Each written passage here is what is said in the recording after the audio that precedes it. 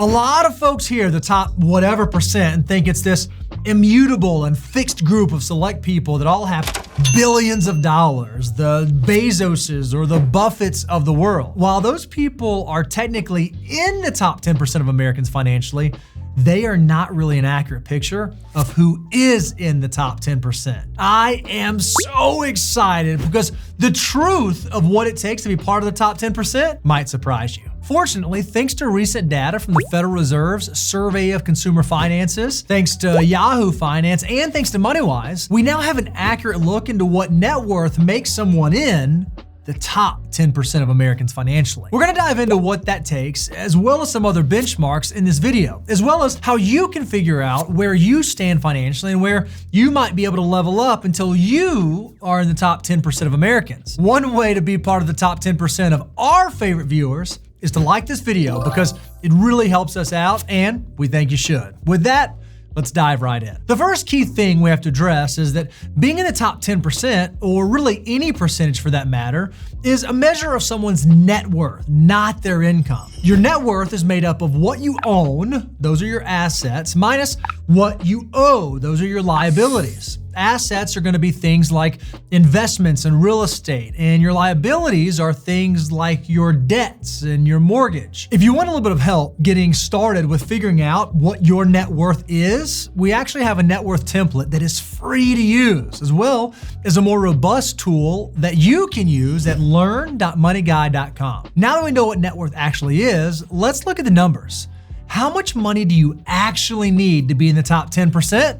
The answer might surprise you. To be in the top 10%, you would need, drum roll please, a net worth of $971,000. I know many of you are surprised that this figure is, well, it's not that high. Now, don't mishear me. It is an incredible accomplishment to amass this level of wealth, but it's very attainable for the median American household. We'll dive into that more, and we'll actually prove that a little bit later on in this video. There are a couple of very important points to address to add context to these numbers. This is an examination of total net worth, which means there's a really good chance that a huge portion of this net worth is through people's homes, and their home value is being lumped into the figure. You may have heard us in the past use the term investable net worth, which excludes the home value, and some would argue that paints a better picture of overall financial health. If you've heard the expression, you can't eat a house, that's what they're differentiating between actual net worth and investable net worth. So understanding these two different types can be crucial because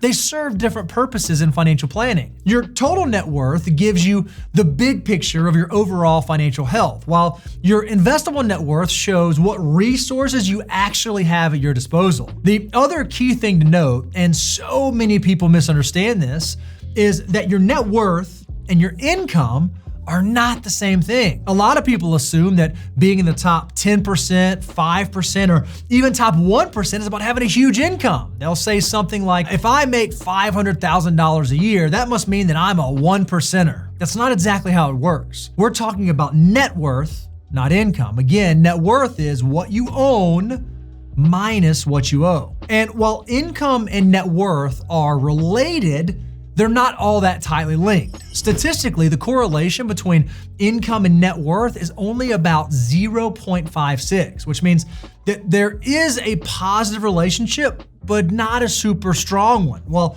people who earn more do tend to have more net worth, it's not a hard and fast rule. In practice, you'll probably find plenty of high income earners who don't ever really build any real wealth. They're spending most of what they make and not putting anything aside for the future. On the other side of that coin, there are tons of people with more modest incomes who quietly build wealth over time, and we see this all the time with our clients here at Abound Wealth Management. The difference usually comes down to behavior. That's why we talk about discipline as being the very first ingredient in building wealth. It's literally that discipline to live on less than you make that creates margin in your budget. That's the money that you don't spend. And then that margin, when applied over enough time, can grow into real wealth. A high income can speed up that process, no doubt, but only if you avoid lifestyle inflation. A lot of high earners, unfortunately, fall into the trap of spending more as they earn more, and that's what keeps them from actually growing their net worth. So we have a number now, and it might seem daunting at first, but remember, building wealth isn't about doing it overnight. It's about making consistent, intelligent financial decisions over time. Whether your goal is to join the top 25%, the top 10%, or even the top 5%, or maybe it's just to improve your financial position, the principles remain the same. So let's look at some key strategies that you can use to level up your net worth no matter where you're starting from. First and foremost, just tracking it is a great first step. Again, we have a template and a tool that you can use at learn.moneyguide.com. And I know it sounds so simple, and that's because really it is, but it's powerful. Engaging critically with your finances in this way will help you identify areas of weakness and develop a concrete plan of action with which way and which path to use to move forward. The next step is to prioritize paying down any high interest debts you may have. When people think about increasing their net worth, they often focus on amassing more, saving more, or investing more. And while that's a crucial part of the equation, growing the top line is not the only lever. Reducing what you owe can be just as powerful. By shrinking those liabilities, there's less pulling your net worth down and more of your assets stay intact. This is especially important with high interest debts because they can grow faster than your investments. And if they're growing faster than your investments, it can actually erode your progress. Eliminating those gives your assets the room to grow, and it lets compound interest start working for you, not against you. Then just start or maybe continue investing aggressively. For most people, we recommend aiming to invest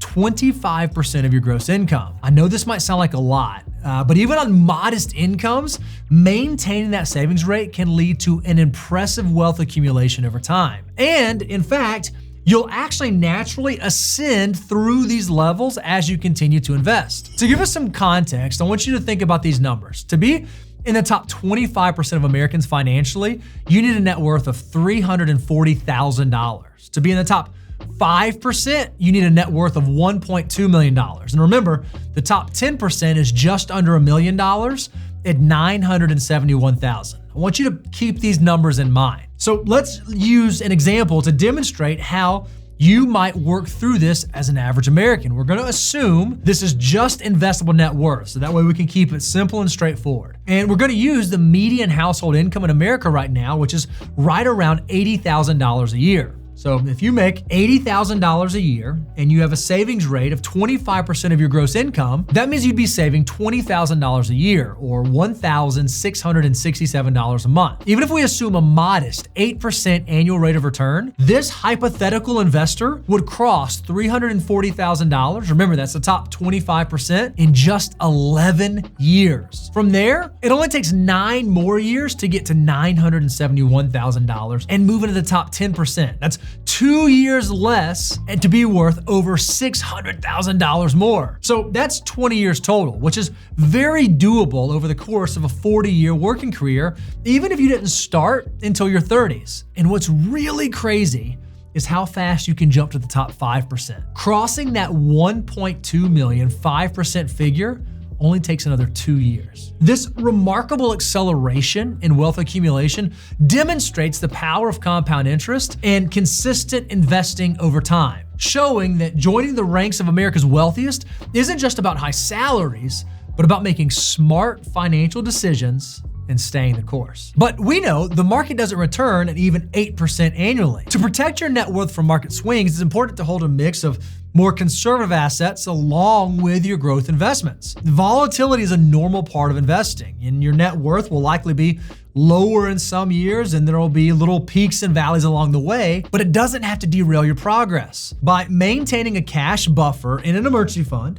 by incorporating less risky or risk-off assets like bonds for stability, and by using investment options like target retirement index funds, you can smooth the ride as you try to climb the financial ranks of Americans. At the end of the day, though, it's important to remember that while these net worth benchmarks can serve as useful reference points for a financial wellness check, true financial success isn't about competing with others or about hitting some arbitrary number. It's about building a life that aligns with your personal values and your personal goals. Money is simply a tool, albeit a powerful one, that can help you live a life of purpose and meaning. Whether your net worth places you in the top percentiles or not, what matters most is creating a financial foundation that supports the life that you want to live. that provides for the people that you care about, and that enables you to make the impact that you want to have on the world around you. That's it for this one. If you enjoyed this video, be sure to leave a like, subscribe if you haven't already, and we'll catch you on the next one.